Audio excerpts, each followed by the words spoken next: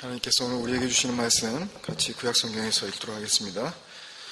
스가랴서 1장 1절에서부터 14장 21절까지 말씀, 한 주간 동안 다 읽으셨으니까 우리 같이 1장 1절에서부터 6절 그리고 14장 마지막 부분 20절에서 21절 같이 찾으셔서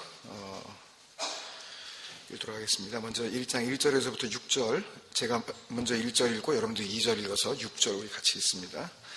다리오 왕 제2년 여덟째 달에 여호와의 말씀이 이또의 손자 베레기야의 아들 선지자 스가랴에게 임하니라. 이르시되 조상에게 심히 진노하였느니라. 그러므로 너는 그들에게 말하기를 만군의 여호와께서 이처럼 이르시되 너희는 내게로 돌아오라.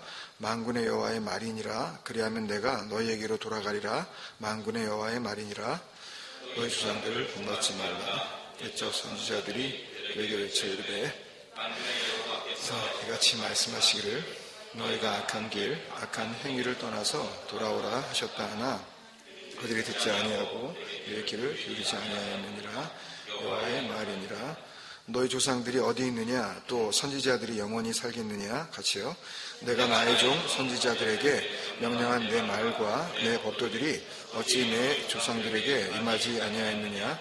그러므로 그들이 돌이켜 이르기를 만군의 여호와께서 우리 길대로 우리 행위대로 우리에게 행하시려고 뜻하신 것을 우리에게 행하셨도다 하였느니라. 아멘. 그리고 우리 마지막 14장 20절에서 21절은 같이 우리 읽겠습니다. 20절, 21절 시작. 그날에는 말 방울에까지 여호와께 성결이라 기록될 것이라. 여호와의 전에 있는 모든 솥이 대단합 주발과 다름이 없을 것이니 예루살렘과 유다의 모든 솥이 만군의 여호와의 성물이 될 것인즉 제사 드리는 자가 와서 이 솥을 가져다가 스스로 고기를 삶으리라. 그날에는 만군의 여호와의 전에 가나안 사람이 다시 있지 아니하리라. 아멘. 우리 같이 인사 나누실까요? 주님의 이름으로 사랑합니다. 주님의 이름으로 사랑합니다. 한 주간 동안 잘 지내셨습니까? 네, 걱정해 주셔서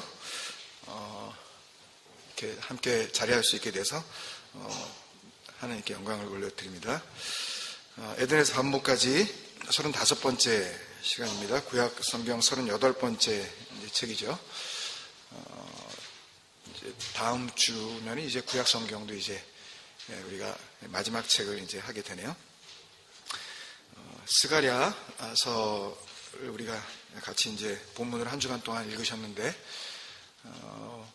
다른 이 선지서들하고 비교해 봤을 때에도 스가랴서는 여전히 우리에게 좀 낯선 그런 내용들이 많은 그런 책입니다. 그리고 그 내용 자체가 어떻게 보면은 계시적인, 묵시적인, 그러니까 감추어져 있는 듯한 그런 느낌을 주는 그런 비유와 환상들이 많이 이렇게 소개가 되기 때문에 이렇게 읽으면서도 이렇게 분명하게 그 뜻을 우리가 잘 와닿지 못하는 그런 본문이었을 수도 있을 것 같습니다. 그렇지만 사실 지난주 이 학개서를 통해서 이미 하나님께서 주신 그 말씀, 그리고 또 이 스가랴서가 주시는 그 말씀이 연결이 되어 있기 때문에 여러분들이 사실 차분히 이 말씀을 대하면 사실은 그 말씀 안에 담겨져 있는 하나님의 그 진짜 마음, 그 진리를 다 깨달아 하실 수가 있습니다. 선지자 스가랴는 이제 지난주 본문이었던 학개서를 기록한 선지자 학개와 정확히 같은 시대에 활동을 했었던 그런 선지자죠. 학개서 1장 1절과 스가랴 1장 1절을 이렇게 비교해 보면 금방 알 수 있죠. 학개서 1장 1절에 보면 다리오 왕 제2년 여섯째 달 곧 그 달 초 하루에, 그렇게 이제 하나님의 말씀이 학개에게 임하였었던 그 타이밍이 기록되어져 있고, 또 스가랴 1장 1절도 보면 또 같은 그 다리오 왕 그 페르시아의 다리오 왕 제2년 8째 달에 이렇게 되어 있기 때문에 6째 달과 8째 달, 불과 2달밖에 차이가 나지 않는, 그래서 같은 시대에 살고 있었던 그런 선지자라는 것을 우리가 금방 알 수 있게 되죠. 그렇다면 하나님의 말씀이 임한 선지자만 달라졌을 뿐이지 사실 다른 모든 조건은 다 똑같은 거죠. 그죠? 그 학개서 마지막 주시는 그 말씀의 타이밍도 그 학개서 2장 10절에 보면 이렇게 나와 있어요. 다리오 왕 제2년 9째 달 24일에 이렇게 되어 있는데, 불과 이 학개는 뭐 한 4개월여 정도 하나님의 말씀을 들고 이제 사역을 했었던 그런 그 기간을 우리가 이제 금방 알 수가 있는데, 그때와 또 오늘 스가랴서가 시작될 때의 그 타이밍, 다리오 왕 제2년 8째 달과 이렇게 비교를 해보면 결국 시간적으로 이 학개서와 스가랴서는 완전히 맞물려 있는, 그렇게 하나님 앞에 기록된 책이라는 것을 우리가 금방 알 수가 있습니다. 그러니까 책은 따로따로 이렇게 다른 책으로 기록이 되어졌죠. 학개서와 스가랴서 이렇게 나뉘어서 기록되었지만 말씀하시는 이는 한 분이시죠. 그죠? 같은 하나님, 그죠? 같은 하나님께서 말씀을 하셨고 또 그 말씀을 들어야 하는 이들, 그죠? 그들도 한 사람, 한 백성, 그죠? 1차적으로는 그때 그 사람들, 그리고 2차적으로 보면 이제 그때 그 사람들은 한 사람도 안 남아있죠, 이제요. 이제는 이 말씀을 이제 말씀으로 받아야 하는 오늘날의 그 백성들, 저와 여러분이 되는 거죠. 그래서 좀 어려운 말로 하면 화자와 청자, 그러니까 스피커와 리스너가 같은 거예요. 뭐가? 학개서와 스가랴서는. 근데 사실 그렇게 보면 성경의 모든 책이 다 그렇죠. 학개서와 스가랴서만 그런 줄 알았는데 그러고 보니까 다 똑같네. 그죠? 그런 걸 알 수 있어요. 근데 학개서와 스가랴서의 그 특징은 거기에다가 시대적으로도 같은, 역사적 시간대가 같았기 때문에 이 학개서와 스가랴서가 지금 처해 있는, 그 놓여 있는 그 시대적인 상황이 완전히 같은 거죠. 그래서 지난주에 학개서가 쓰여진 그 시대적인 배경을 어느 정도 우리가 이제 아직은 기억을 하시죠. 아직은 이게 한두 달 지나면 이게 싹 이제 깨끗해지는데 새로운 걸 이제 받아들이시려고, 그죠? 근데 어느 정도 기억이 있으실 거예요. 그러니까 사회적으로나 신앙적으로 얼마나 그들이 혼란스럽고 뭐 불완전한 그런 불안한 상태였는지 우리가 이해할 수가 있죠. 각 사람들이 다들 한 70여 년 이상을, 적어도 한 두세 대 가까이를 외국에 살다가 이제 한 5만여 명이 이렇게 돌아와서 자기 땅이라고 이렇게 돌아오긴 돌아왔는데 그 중에 상당수는 처음 그 땅을 본 사람도 있었을 거 아니에요. 여기에 살면서 여기서 태어나서 말은 또 생기기는 하여튼 다 한국 사람처럼 그래도 난생 처음 한국 가는 그런 우리 2세들도 있으니까 70년 만에 돌아간다 그러면은 그거는 또 더더욱 그럴 거 아니에요. 그죠? 그래서 어떻게 여기서 살아야 할지 완전히 살던 데하고 다른 이런 땅에서, 그리고 도대체 하나님을 어떻게 섬기는 건지, 어떻게 섬기는 게, 어떻게 믿는 게 맞는 건지, 그러니까 살아가는 어떤 생계의 문제에 있어서나 하나님을 믿는 신앙의 문제에 있어서도 완전히 갈팡질팡해 있는 그런 상태. 그러니까 그런 상태였다는 거죠. 그러니까 학개서가 그럴 때의 말씀이니까 스가랴서도 어떻게 해요? 똑같은 조건 하에서 주어지신 말씀이란 말이에요. 그죠?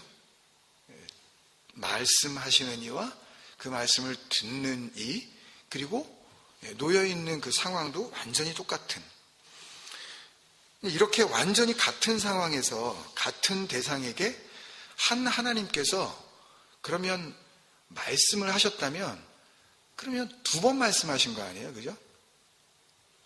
그렇잖아요. 그러니까 그 얘기가 그 얘기일 거 아니냐는 거예요. 학개서 이야기가 스가랴서 이야기일 게 분명하다는 거죠. 그러니까 하나님이 이 사람한테는 이렇게 말씀하시고 저 사람한테는 아니라고 말씀하신다든지, 또 이 사람한테는 그게 맞다고 해놓고서 저 사람한테는 그게 또 아니라고 말씀하신다든지. 그러니까 하나님은 사람이 아니시기 때문에, 민수기서 23장이었던가요? 예, 시건이라는 게 뭐냐면 말을 먹어버린다는 건데, 거짓말이란 말이에요. 그러니까 그 말을 통해서, 그러니까 그 말이, 그러니까 말을 먹어버리는 그런 현상을 이야기하는데, 그러니까 사람들은 말을 해놔도 그 말이 의미 없는 말이 되어 그렇게 사라질 수 있는, 없어질 수 있는, 말을 먹어버릴 수 있는 그런 상황이 있을 수 있지만 하나님의 말은 그렇지 않다.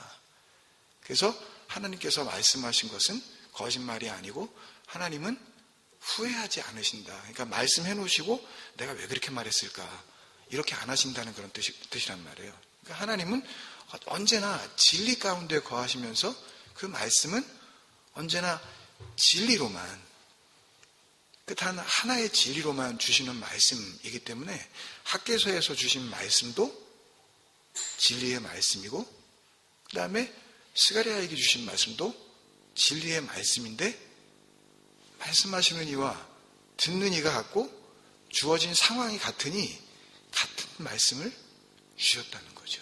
그죠? 왜 그러셨냐는 거예요. 그러면. 예? 그러니까 학개서를 통해서, 학개를 통하여 주신 말씀을 스가랴에게도 그대로 주셨다는 건데, 그러니까 그 이야기는 학개에게 주신 말씀을 그 2달 상관에, 그 2달 사이에 하나님께서 다시 스가랴에게도 주셨다는 거죠. 왜 그러셨을까요? 보통 이렇게 하는 이유가 있지 않겠어요? 그죠?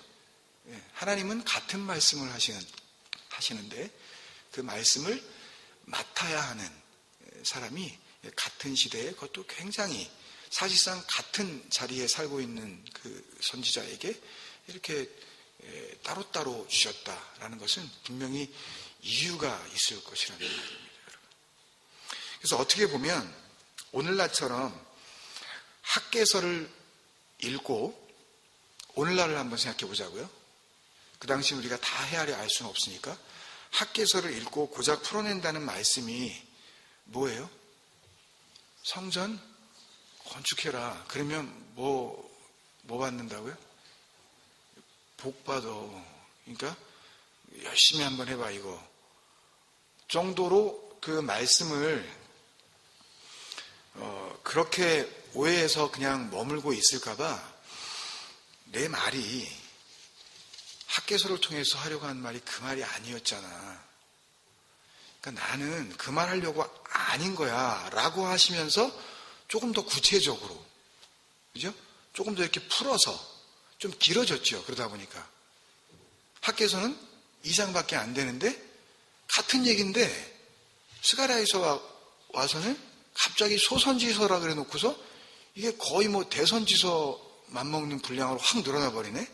장수가 갑자기 무슨 배신하는 것도 아니고 왜 14장으로 늘어나냐고. 이게 소선지서면 소선지서답게 그냥 한 2-3장으로 끝내야 되는데 오해의 여지를 없애주시려고 하신 말씀이 스가랴서였다는 거죠.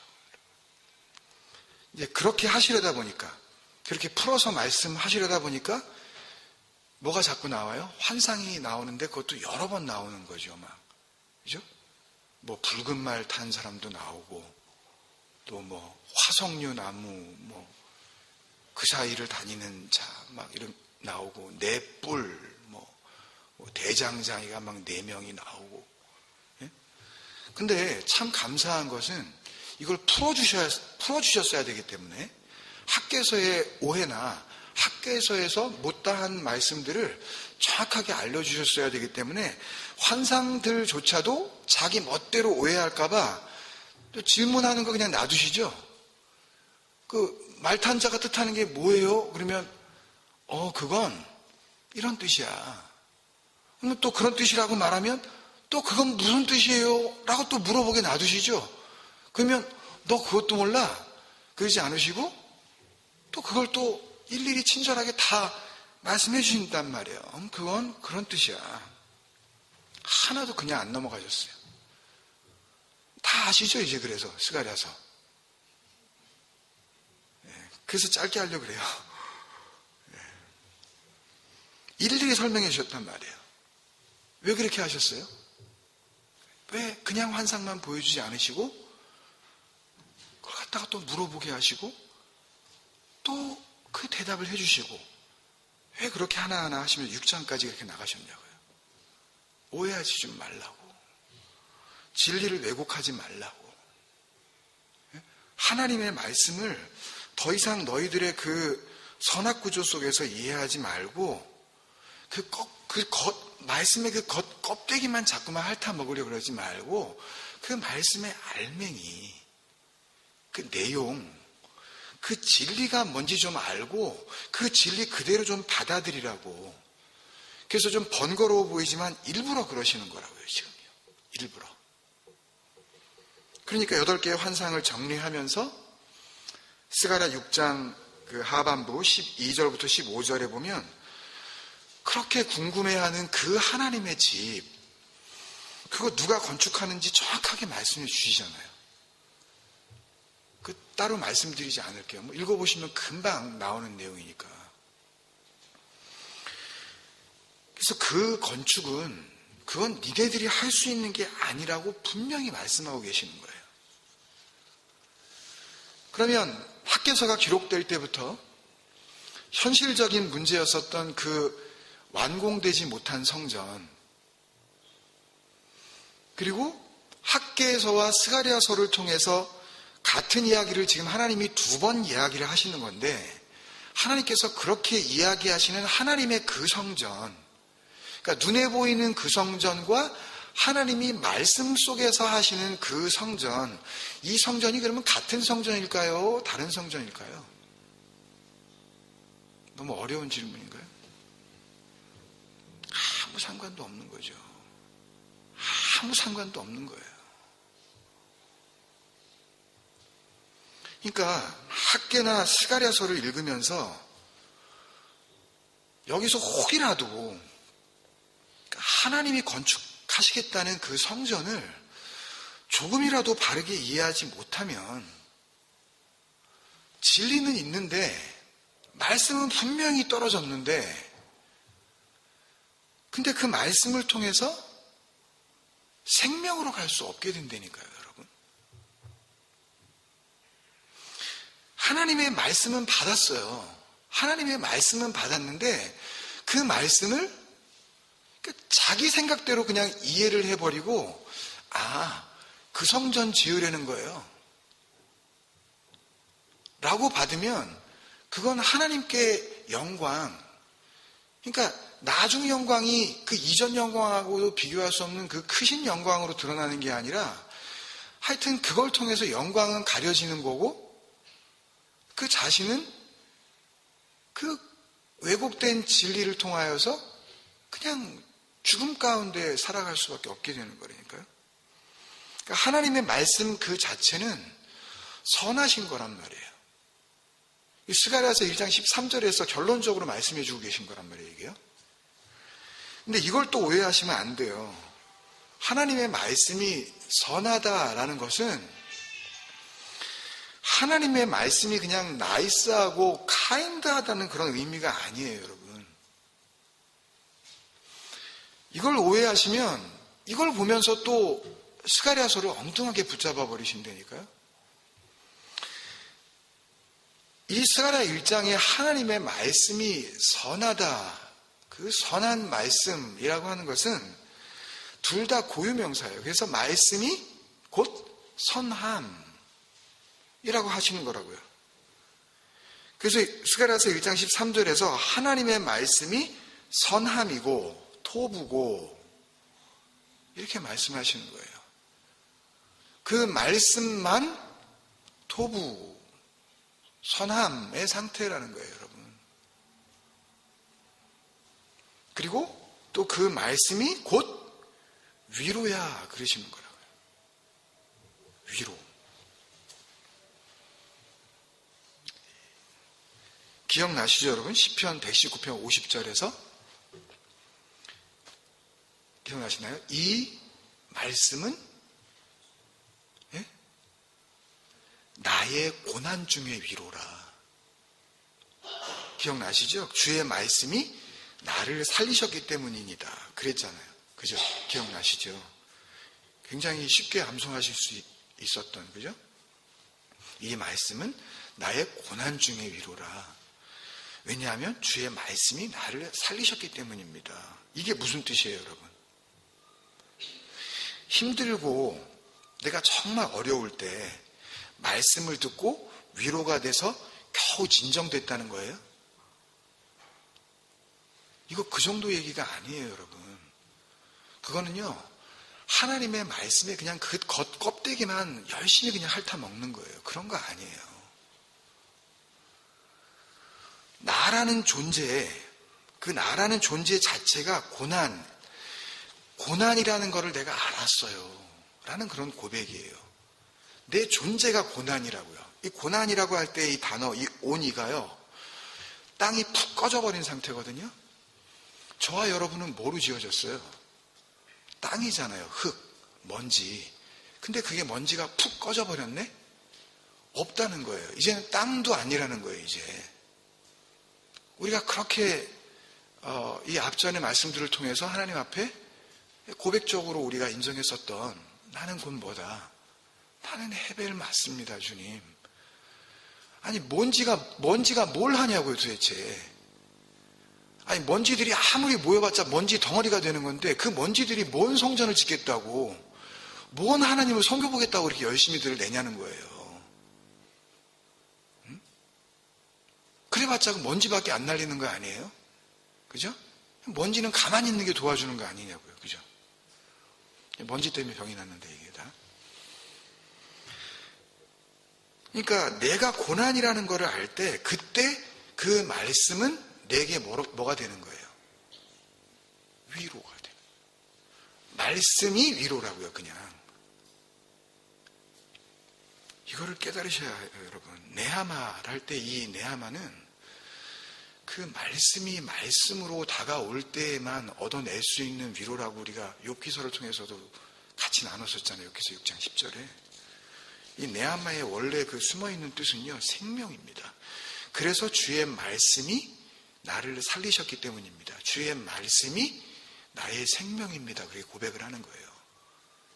그러니 그 죽은 자, 그 먼지, 그 밑으로 꺼져버린 것 같은 그런 나를 살리셨으니 내가 뭐가 된 거예요? 부활한 거죠, 이제요.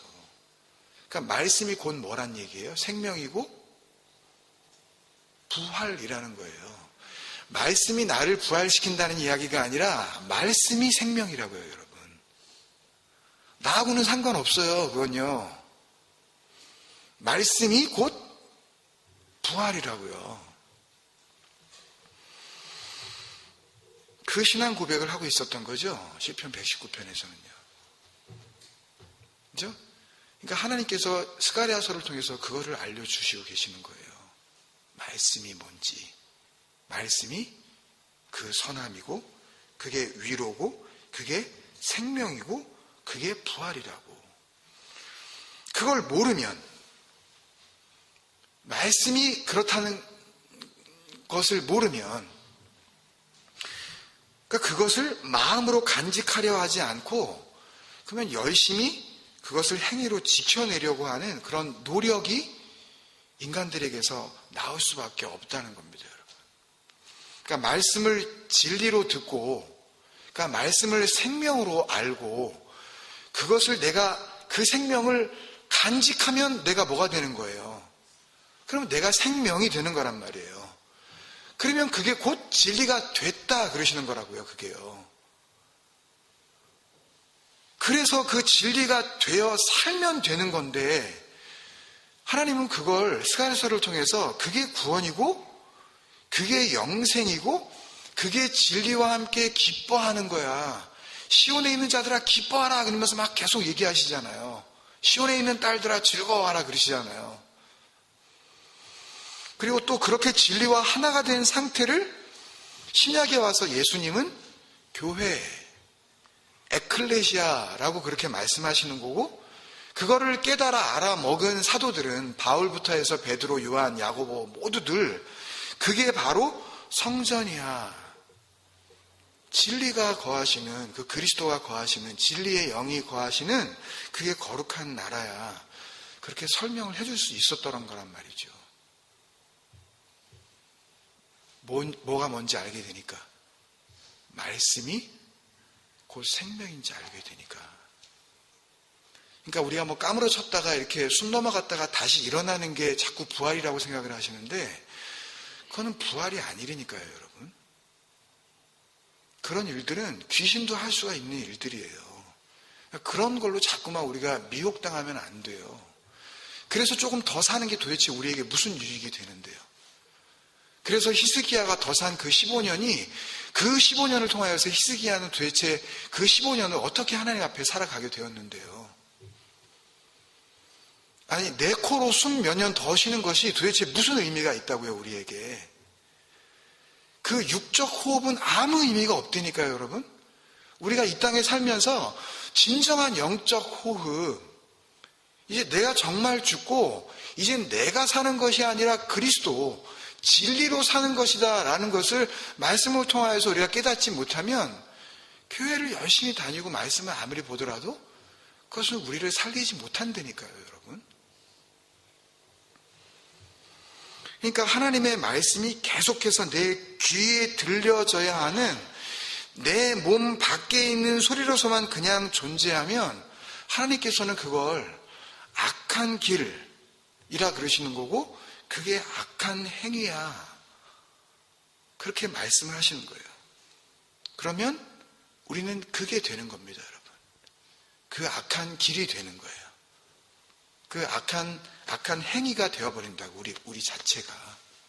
뭘 해서 나쁘고 악한 게 아니라 그렇게 그 소리를 내 밖에 있는 소리로 계속 들으면, 그래서 나에게 그런 밖에 있는 소리로 들려지게 되어지는 그 상태를 하나님께서는 악한 길이야. 네가 악한 행위야. 네 자체가 그 악함이야 라고 그러시는 거라고요, 여러분. 그래서 오늘 같이 읽은 그 본문 1장 6절까지의 말씀을 보면 하나님의 말씀이 임했단 말이에요. 니네 조상들, 그 조상들이 그 말씀 들었다고 하나님께서 강조 자꾸 하신단 말이에요. 다시 말하면 이 1장 6절까지의 이 말씀은 사실은 스가랴서의 결론이기도 해요. 아예 그냥 시작부터 학개서를 혹시 오해하고 또 잘못 이해했을까봐 그냥 결론부터 그냥 던지시는 말씀이라고요, 사실은요. 그러니까 그런 식으로 듣는 건 듣지 않는 거고 귀 기울이지 않는 거야. 그렇게 말씀하시는 거예요. 4절에. 그게 안 듣는 거야. 왜 안 들었겠어요, 여러분? 오늘날도 그 말씀 여기다 메고 댕긴다니까요, 여러분. 그 말씀 기록해가지고 여기다가 박스 만들어서 묶고 댕긴다니까요, 우스꽝스럽게요. 지금도요. 그 말씀 외운다고. 근데 하나님은 그거 아니야. 그렇게 하는 거 아니야. 네 밖에 있는 말씀으로 자꾸 듣겠다고 하는 건 그게 죽음이야. 그게 사망이야. 그게 멸망이야. 그게 악함이야. 하나님께서 그러시는 거라고요. 그게 악한 길이고 그게 악한 행위를 떠나지 않은 거야 라는 결론적인 말씀을 시작부터 그렇게 대놓고 해주시는 거라고요. 그래서 성전을 짓는 게 중요하다고 생각했었던 유대 백성들에게 하나님께서는 전혀 상관없어 보이는 이야기를 그냥 불쑥 꺼내신 거예요. 그 성전이 그렇게 중요하다면 그 성전에 대한 이야기를 본격적으로 이야기하셔야 하는 그 환상 이야기가 끝나고 난 7장부터의 그 설명들은 전부 다 그 성전의 이야기를 하셔야 하는데 하나님은 그 이야기를 한 번도 하지 않으셔요. 그리고 결론적으로 이런 말씀을 하십니다. 스가랴서 8장 16절에서부터 17절에 7장에서도 한번 나오시는데 반복해서 말씀하시는 말씀이에요. 너희는 이웃과 더불어 진리를 말하며 너희는 성전에서 진실하고 화평한 재판을 베풀고, 여기서 진짜로 뭐 이렇게 뭐 재판하라는 그런 말씀이 아니라 이것은 진실하고 그 평화의 말, 그 증거를 그들에게 넘겨주라는 말씀이에요. 베풀라는 말씀은요. 너희가 그 진리를 알았으면 그 성문, 누구라도 다니는 그 길에서, 누구라도 볼 수 있는 그 자리에서, 만인이 보는 그 앞에서 너희가 그 진리 왜곡하지 말고 그 진리로 넘겨줘. 그리고 나서 조심하라 그러시는 말씀이 17절에 나오는 거죠. 마음에 서로 해하기를 도모하지 말며. 이게 마음끼리 서로 상처 주지 말라는 그런 말씀이 아니라 너희 마음에서 나오는 대로 악한 말 주지 말고, 그런 뜻이에요. 그리고 거짓 맹세를 좋아하지 말라. 너희들 안에 있는 그 말은 전부 거짓말들인데 그 거짓말들을 나누지 말라 그러시는 거예요. 하나님이 원하시는 성전은 그런 거 아니라고. 하나님이 원하시는 성전은 진리의 성전이고 진리의 성읍이고 진리의 나라라고. 그래서 온전히 진리가 섬기는 나라, 진리가 다스리는 그 나라. 그래서 모든 것이, 심지어는 그 하찮아 보이는 말방울, 거기에까지 하나님의 진리라고 이렇게 쓰여 있을 정도로 완전히 하나님의 다스림 아래에 놓여 있는 그런 나라. 그 안에 있는 모든 하찮아 보이는 그 피조물들조차도 하나님의 거룩한, 하나님 앞에 바쳐진 물건들로서 그렇게 되어지는 그 나라, 그 나라를 내가 만들 거야. 하나님께서 그렇게 지금 선포하고 계시는 것입니다. 2500년 전에 쓰여진 이 학개서와 스가랴서의 말씀을 듣고 누군가는 이 진리를 알아듣고 그 진리 안에 거함으로 말미암아 그 진리의 나라로 인도함을 받았을 것입니다. 이 진리의 말씀이 진리로 들려지는 여러분들의 마음 가운데 하나님께서 동일한 은혜 주실 줄로 믿습니다. 우리에게 주어주시는 어떤 말씀도 내 귀로, 내 눈으로, 내 두 마음으로 그렇게 그 말을 받아들이지 아니하고 하나님께서 주시는 그 마음, 그 눈, 그 귀로 그 진리의 말씀을 진리대로 받아들임으로 말미암아 이 땅 가운데에서는 진리와 함께 기뻐하고 하나님께서 부르실 때에는 담대하게 그 보좌 앞에 나아가 그 진리의 나라로 그렇게 함몰되어질 수 있는 우리 공동체가 되어지기를 주님의 이름으로 간절히 축원드립니다. 여러분, 오늘 성찬 같이 나누는데요, 그런 의미에서 보면 성찬이 뭘까요, 여러분?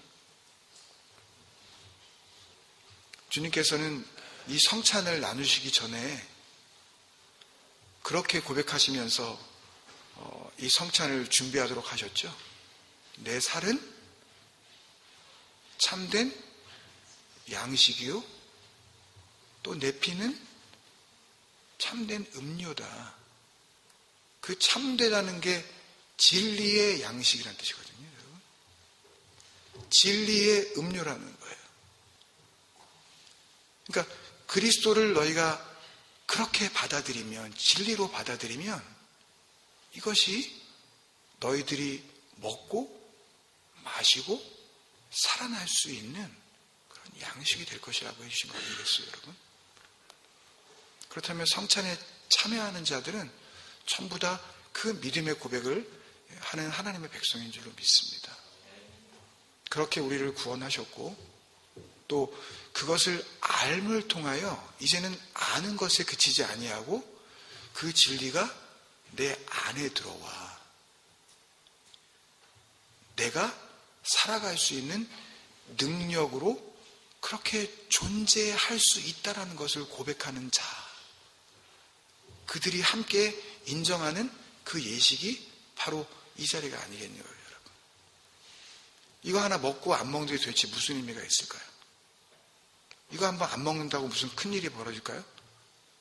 그렇지 않겠죠, 여러분.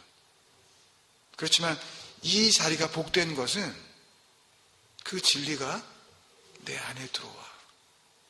이제는 내가 되고 내가 진리가 되어 이 땅 가운데에서 이 비진리로 덮여있는 이 거짓된 세상 가운데에 하나님께서 그렇게 기다리고 기다리시는 그 진리의 백성 한 사람이 여기에 서 있습니다.